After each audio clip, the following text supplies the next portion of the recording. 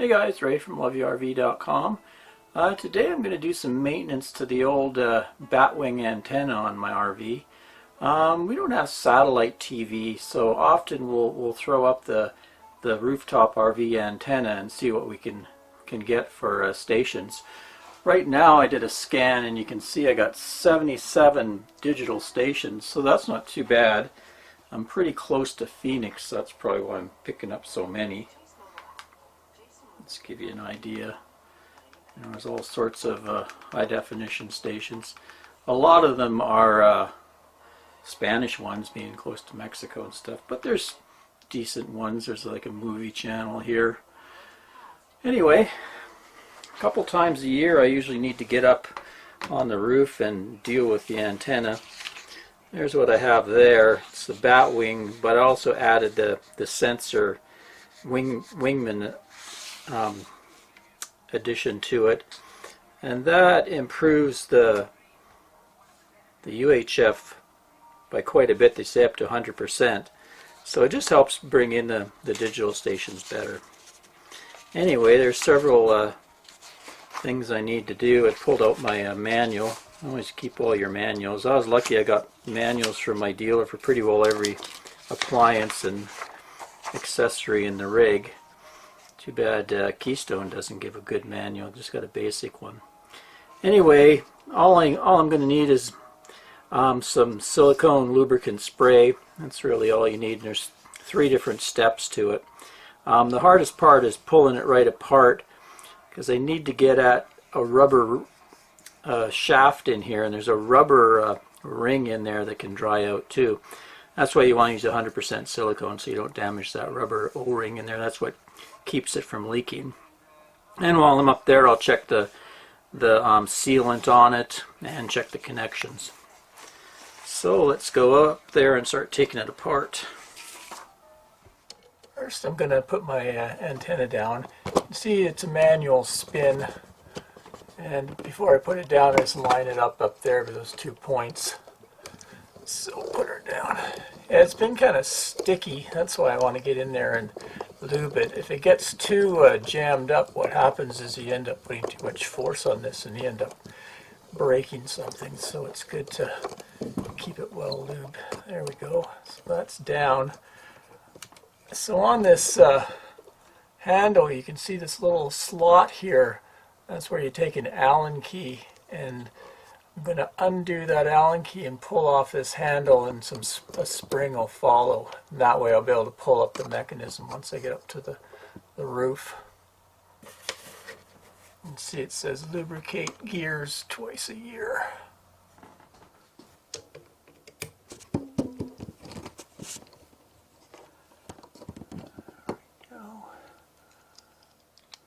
Got a spring and handle, and then this thing comes down as well, just like so. That way we can pull that shaft up through the roof. Here's what the pieces look like. Spring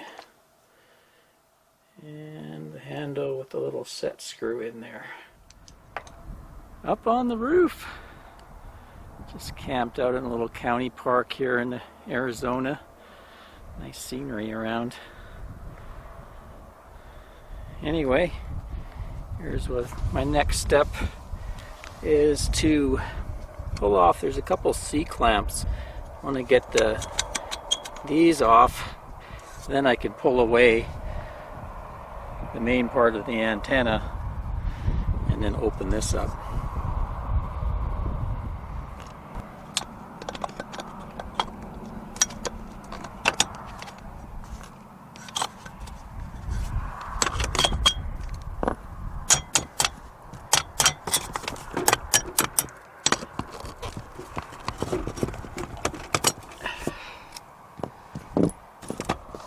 Okay, got those out.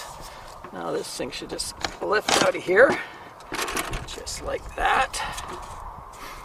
You can see this is the gear that raises and lowers the antenna. We'll be lubricating that pretty soon. Then this is a spinning section. So I want to take this top off, and I should be able to pull out the that rod that goes down in between there. Just loosen this plastic nut up here with some channel locks. Take it off, and then in here is what I want to pull up. Pull that out of there. There we go. There's the other part of the gear mechanism. It looks like a worm gear to raise and lower. So I'm going to want to lubricate that. And down here below, right where my thumb is where the rubber O-ring is. And that sits down inside there. Keeps any water from getting into your rig. So I'm going to take this in, clean it up with some water, and we'll come back with some lubrication and lube all this. So for a lubricant, I'm going to give this stuff a try. 3-in-1 slide out silicone lube. I haven't tried it before, but it looks pretty good. Picked it up at a Walmart. 3-in-1 RV Care is quick dry and long lasting lubricant created to help all types of RV slide outs run smoothly. It won't attract dust, debris, leaves a waterproof film to reduce friction and wear, and safeguards against rust and corrosion. Regular use extends blah blah blah. Its multi-purpose silicone formula is safe to use on all metals, rubber, vinyl, and plastic. That's the important information. So yeah, you want to use silicone because if you use grease, you can hurt that rubber O-ring. Also, you could cause problems with your rubber roof if you get some oils up here. Anyway, here we go. Let's give her a lube. First, I'll try to spray into that opening down in there. Maybe get some underneath this.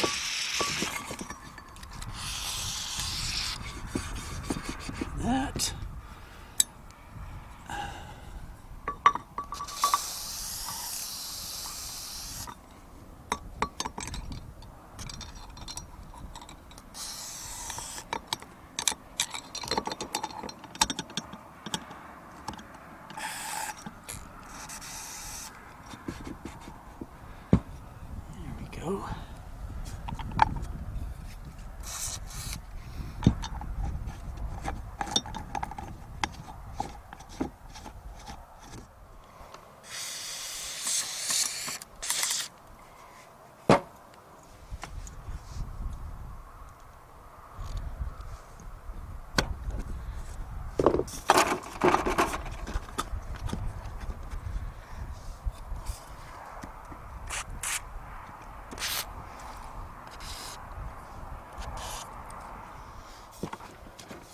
Okay, got pretty well everything lubed. Oh, I forgot one spot. There's a little thing you can take out of here.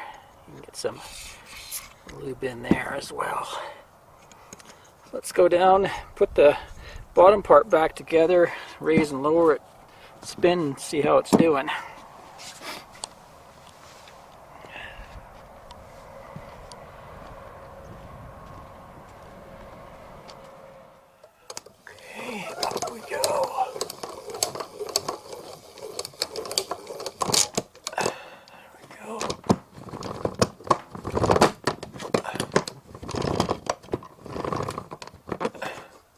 Yeah, so you want to put this handle in so that that spring can pull this out enough that it can change position. It's kind of a flaky mechanism if you ask me. Okay, so we'll go down. Yeah, it's a lot easier to move around now. There we go.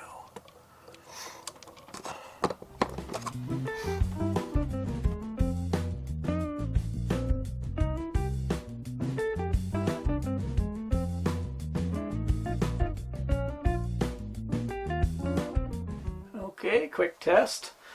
Looks like I still got 77. I actually picked up one analog. So what I do a lot of times is I'll point it at its natural slot there. Give it a scan. If I don't get very many channels, I'll rotate it 90 degrees and give it another scan. And sometimes I'll pick up a lot more channels. And I can always move it in between if I'm really desperate for channels, but here I got so many channels I don't know what to do with. Another website that's handy is called tvfool.com. I'll put a link in the description. But that you can put in an address or a city and it'll tell you the over-the-air channels that you can receive. Also, if you're really new to RVs and your TV isn't scanning and finding any channels in the over-the-air position, you might look for something like this. See, this antenna of mine has it's a Winegard booster, so that green light has to be on. If I undo it, you see, bang, I lose connection. And then it works through the cable input of the rig, so it's kind of a switch between. So if you're not getting, maybe look around for an amplifier switch like that. Okay, a few last bits and pieces to do. Just pulled this connection off and re-screwed it in. Made sure it was tight. Put some lube on these hinge points here. And then down here, gave us a good inspection. And it still looks pretty good. If it was starting to get all cracked, any chance of water leaks, I'd redo that sealant. I haven't put the tape around here because it's such an awkward shaped thing to do, so I went with the die core versus my Eternabond just on this particular thing. And this looks okay. I noticed inspecting here, starting to get a crack right here. And you can see the insulation starting to break down from the UV over the years. So I don't know. It's probably going to be the last season for this particular Winegard arrangement. I'm thinking, I've seen those new low profile ones. They're kind of a winged plastic unit that sits nice and low, doesn't stand up so high. I have to put it up and down, probably a little less maintenance. So I think this summer I might do away with this old-fashioned one and get one of the newer models. But this should do for this snowbird season anyway. So till next time, Ray from LoveYourRV.com. Thanks for watching, everyone. I really appreciate it. Cheers.